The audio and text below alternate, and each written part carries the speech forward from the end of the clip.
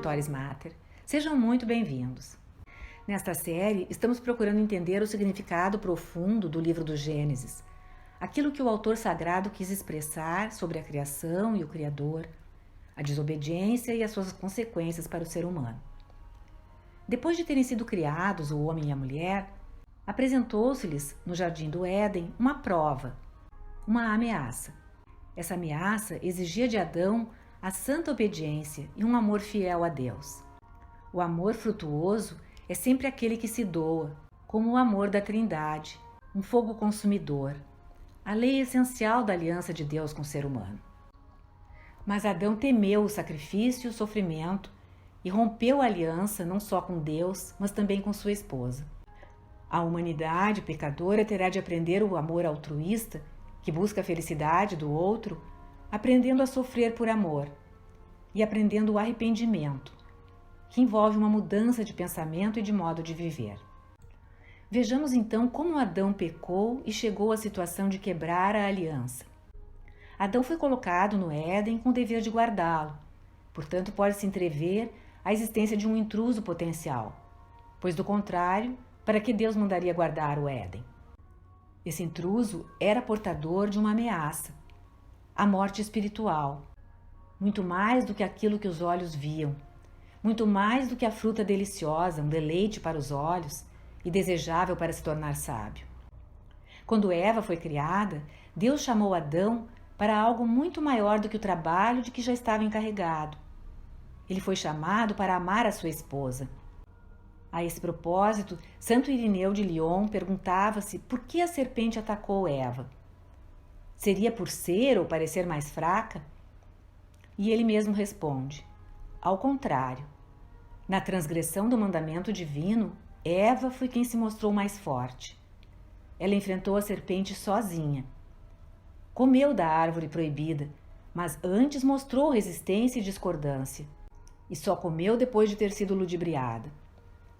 Já Adão partilhou do fruto oferecido por Eva sem sequer manifestar alguma contradição, sem debater a respeito, demonstrando a sua fraqueza e covardia, quando ele é que tinha recebido pessoalmente o mandamento de Deus.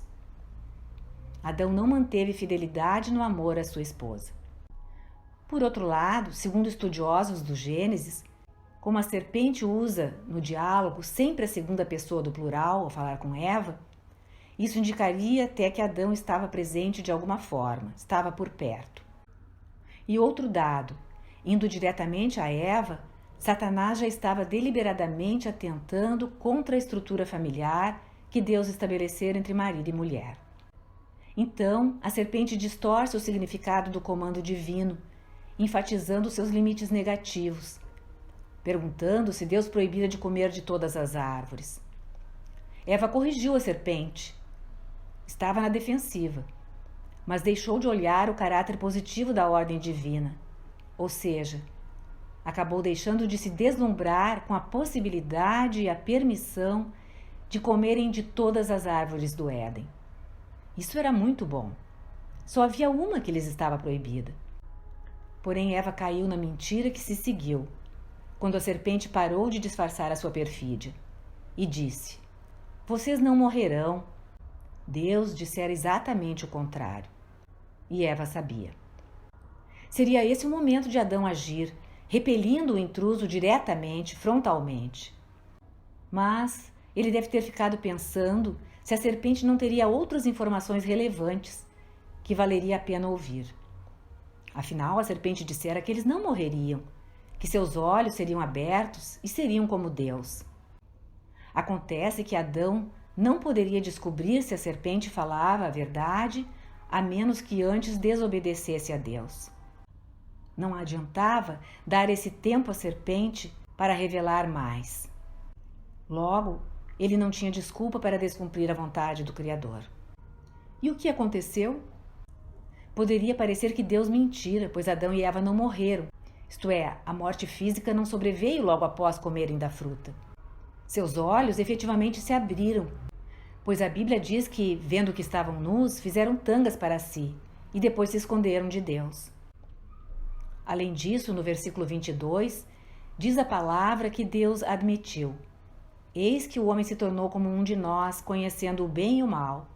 Agora, pois, cuidemos que ele não estenda a sua mão e tome também do fruto da árvore da vida, e o coma e viva eternamente.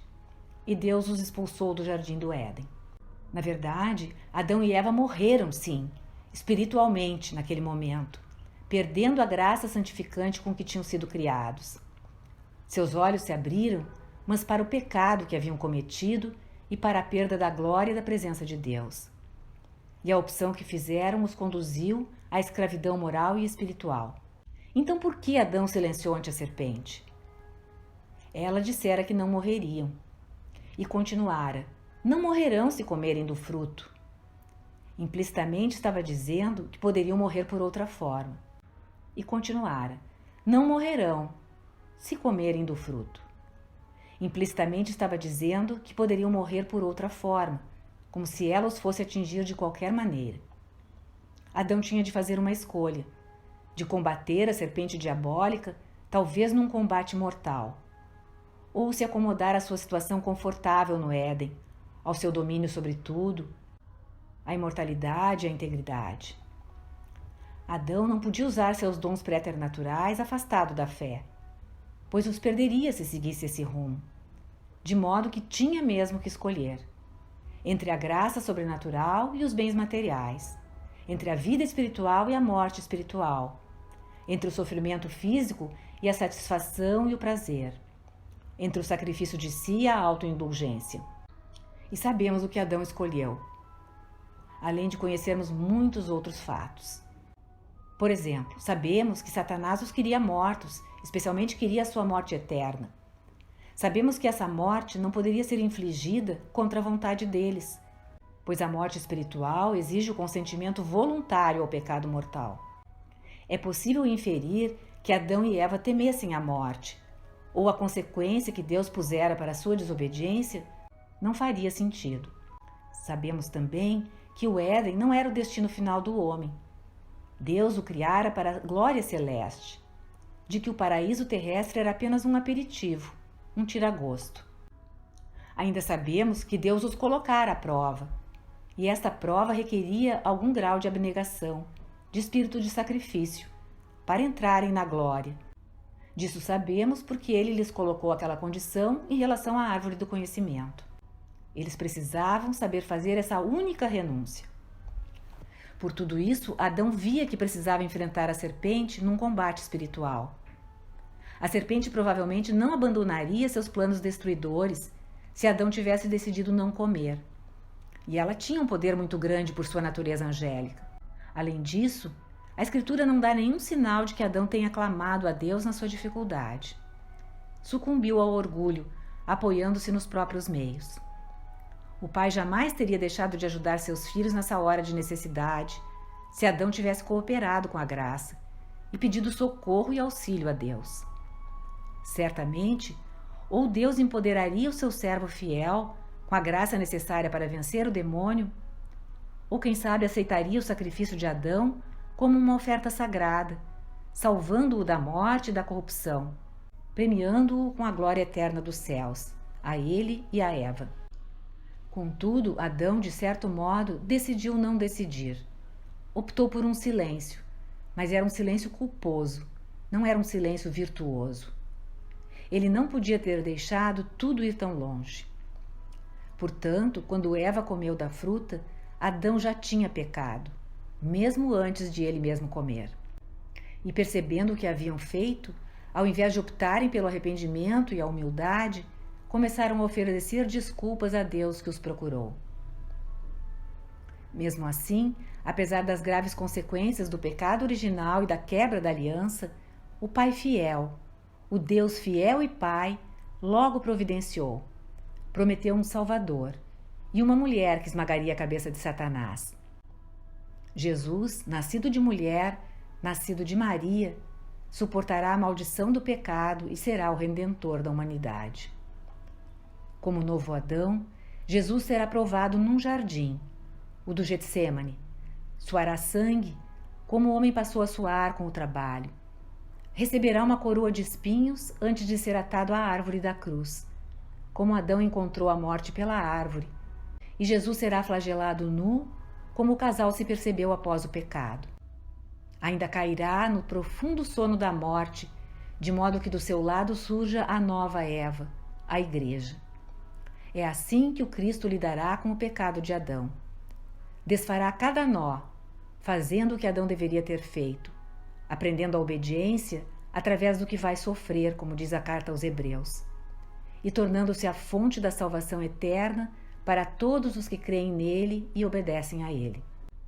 Encerremos com o ensinamento de Paulo na sua primeira carta aos Coríntios, capítulo 15. O primeiro homem, Adão, foi feito alma vivente. O segundo Adão é espírito vivificante. Mas não é o espiritual que vem primeiro, e sim o animal. O espiritual vem depois. O primeiro homem, tirado da terra, é terreno. O segundo veio do céu. Qual o homem terreno, tais os homens terrenos. E qual o homem celestial, tais os homens celestiais. Assim como reproduzimos em nós as feições do homem terreno, precisamos reproduzir as feições do homem celestial. Obrigada por terem acompanhado essa postagem. Se gostaram, cliquem em seu like, inscrevam-se no canal e acionem o sininho para serem notificados de outras publicações.